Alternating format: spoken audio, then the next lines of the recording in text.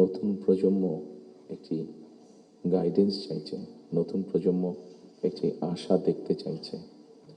শুধু নতুন প্রজন্ম না, আমার কাছে মনে হয়েছে প্রত্যেকটি প্রজন্মই মনে হয় কিছু একটি গাইডেন্স চাইছে।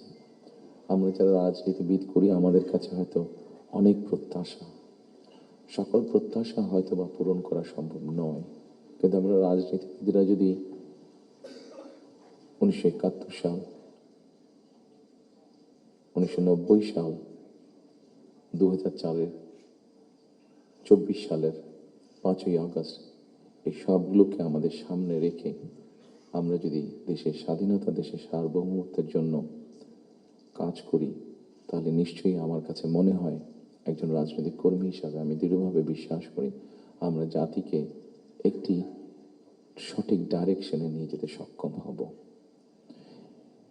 আমি জানি না এটা কতটুকু রিলেটেড, একটি ছোট ঘটনা আপনাদের সামনে তুলে ধরতে চাই। আমাকে চিকিৎসার জন্য এই দেশ থেকে 2008 সালে চলে যেতে হয়েছিল যুক্তরাজ্যে। 2008 সালে যাওয়ার পরে 2010 সালে সেখানে প্রথম একটি নির্বাচন আমি দেখেছিলাম।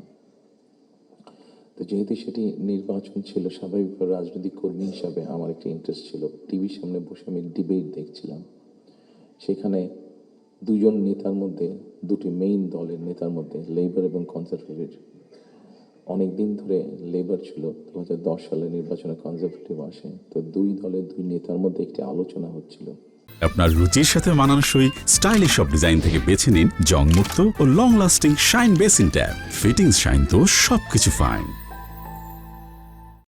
খুব দুঃখজনক হলো, বাংলাদেশ বাদই দিলাম, শুধু ঢাকা শহরের মধ্যেই কোনো অ্যাম্বুলেন্স সার্ভিস নেই। গত 54-55 বছরে আমরা মানুষের চিকিৎসা সেবার জন্য অ্যাম্বুলেন্স সার্ভিস গড়ে তুলতে সক্ষম হইনি। এটি খুব দুঃখজনক ব্যাপার। তো এই অ্যাম্বুলেন্স সার্ভিস নিয়ে দুই নেতার মধ্যে তখন কথা হচ্ছিল।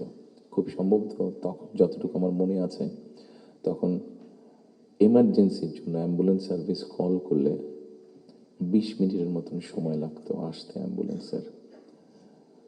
একজন বলছে 20 মিনিট লাগে, এটাকে আমরা 19 মিনিট করবো। আরেকজন বলছিল যুক্তিতর্ক দিয়ে যে 20 মিনিট লাগে, এটাকে আমরা 15 মিনিটে নিয়ে আসবো। অর্থাৎ একজন 1 মিনিট কমাচ্ছে, একজন 5 মিনিট কমাচ্ছে। এই কাজটি তারা তাদের জনগণের জন্যই করতে চাইছে। আমার মনে হয় এখানে যেটা একটু আগে মাহফুজা আনাম সাহেব যে পানির কথাটি বললেন, খুব সঠিকভাবে বলেছেন। ঠিক এখন যেভাবে চলছে, এইভাবে যদি চলে, আমার যতটুকু ধারণা আগামী 10 থেকে 15 বছর, হার্ডলি 20 বছর পরে ঢাকা শহরে কোনো জায়গায় থেকে পানি আমরা পাবো না। আমাদের বুড়িগঙ্গা নদী সম্পূর্ণ রকম পলিউটেড, 100% পলিউটেড। শীতলক্ষা নদী 50%-এর মতন পলিউটেড। এখন মেঘনা নদী থেকে পানি আনার চেষ্টা করা হচ্ছে, আসছে বোধ একটা প্রজেক্ট কাজ হচ্ছে, কিন্তু এটার পানি আগামী 10 থেকে 15 বছর মধ্যে পলিউটেড হয়ে যাবে। ঢাকা শহরে যে 3.5 কোটি মানুষের মতন মানুষ বাস করছে, এদের কেউ পানি পাবে না। পানির অপর নাম জীবন। সারা দেশে যদি এই সমস্যা শুরু হয়, তাহলে বিষয়টি কত ভয়াবহ হতে পারে। আমার মনে হয় এইরকম বিষয়গুলি নিয়ে বোধহয় এখন আলোচনা হওয়া উচিত, সেটি সংসদে হোক, সেটি বিভিন্ন সেমিনারে হোক। কারণ তা না হলে একটি ভয়াবহ ভবিষ্যৎ আমাদের সামনে অপেক্ষা করছে হয়তোবা, which is very unwanted.